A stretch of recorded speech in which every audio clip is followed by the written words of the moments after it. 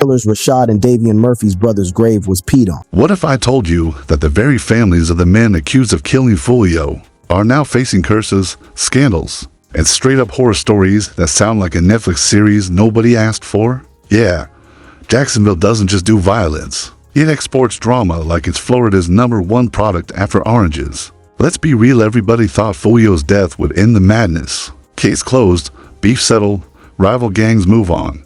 But nope. Instead, it looks like Jacksonville just opened season 3 of its never-ending reality show, murder, music, and mama's house getting shot at, from brothers getting their graves disrespected in the most disgusting way possible, to mothers dodging bullets like extras in a Matrix reboot, to cousins plotting revenge like it's a family BBQ gone wrong. This isn't just a street beef. It's a full-blown generational soap opera. And here's the kicker, the so-called killers' families, they're not just collateral damage, they're center stage. Their tragedies, their humiliations, their dirty little secrets are leaking faster than Jacksonville police reports. So buckle up, because what I'm about to tell you about Foolio's killers' families in Jacksonville will either make you cry, laugh, or question whether Florida is even this video of the United States anymore. Jacksonville, a city where palm trees, beach vibes, and tourist brochures are just the background cover for the real business, funerals, court cases, and endless revenge sagas. Forget Miami Vice, this is Jacksonville chaos, and the main headline right now, the cursed families of Foolio's so-called killers. Now, let's set the stage. Who are the stars of this nightmare? Rashad Murphy, Davian Murphy, cousins, partners in crime, and apparently unofficial CEOs of how to turn a beef into a generational curse. And trust me, these guys didn't just inherit bad luck, they're renting it out, repackaging it, and selling it wholesale. See, Jacksonville isn't just some random city in Florida. Nah, it's a gladiator arena where rap beefs evolve into family feuds, and family feuds turn into funeral parades. And when Foolio's name came up in the headlines, everyone knew it wasn't just about him. Because here's the thing, every single dude connected to his murder has a family story that looks like it was written by a rejected Netflix screenwriter. Take Rashad Murphy, for example. Everyone remembers when his younger brother Spaz got shot at that football game. A tragedy, right? But then, rumors know, let's call them what they were, viral street spoilers hit social media that Foolio himself disrespected Spaz's grave. Not just a diss track, not just a tweet. We're talking about the unholy bathroom break of the decade. A video, a grave, a man unzipping his pants. Jacksonville streets said it was Foolio. And if the streets said it, well, let's just say the streets don't need court evidence.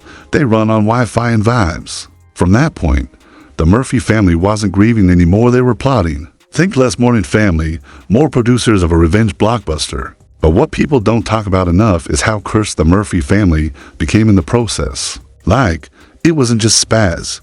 Every move they made dragged their relatives deeper into the pit. Houses shot up, cousins on obituaries, moms crying on porches. The Murphy last name became less of a family tree and more of a hit list. And Rashad? The guy literally barricaded himself inside an apartment with SWAT teams outside, like it was a budget version of Scarface. Cops on loudspeakers, rain pouring, girlfriend on FaceTime crying, and Rashad threatening to end it all with a gun to his own head.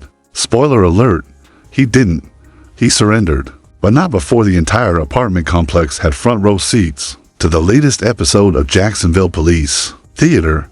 But here's where the scandal actually heats up, because this isn't just a story of revenge. Oh no, this is about how the families, yes, the moms, the cousins, the innocent uncles grilling burgers somehow got dragged into this gangland circus. Foolio's killers weren't just fighting Foolio, they were fighting karma, bad luck, and a city that treats beef like religion. And trust me, the receipts, they're just getting started, because when the receipts started rolling in, oh boy, Jacksonville didn't just gossip. They turned it into a citywide press conference. Fake news pages, hood blogs, Instagram lives, everybody suddenly became an exclusive source. And what they were all whispering about? The killers' families weren't just cursed. They were targeted. Picture this, you're a mom. You work 2 jobs. You're just trying to keep your head down, feed your kids, and maybe enjoy a glass of wine at night.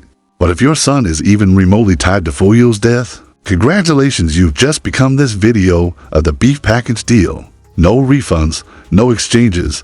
Youngin Ace's mom knows it. Foolio's mom knows it.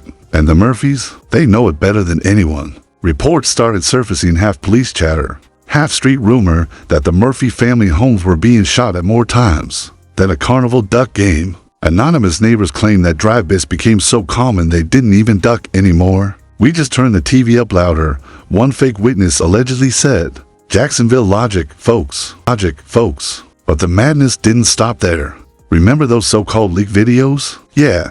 Social media swore they had clips of Foolio mocking the Murphys, dancing near memorials, even flashing money on their block. Whether real or edited, it didn't matter. The internet had already stamped it as truth. And once the internet baptizes a rumor, you can't kill it. So what did the Murphys do?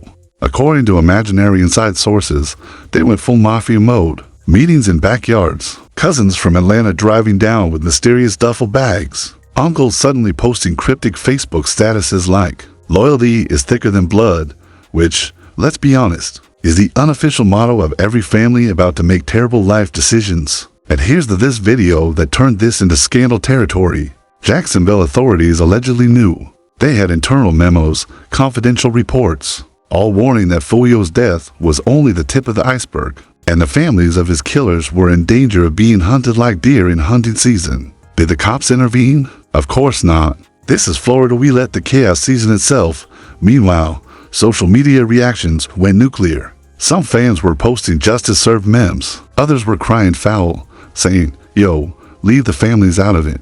And then there was the third group, the trolls. The ones making TikToks with dramatic voiceovers, splicing real funeral footage with rap lyrics. Like it was some kind of twisted MTV special. Every scandal needs villains, heroes, and spectators. In this case, everyone swapped roles daily. One day, the Murphys looked like ruthless masterminds. The next day, they were crying victims. And in the middle of it all, Foolio's name hovered like a ghost fueling the fire, even after death.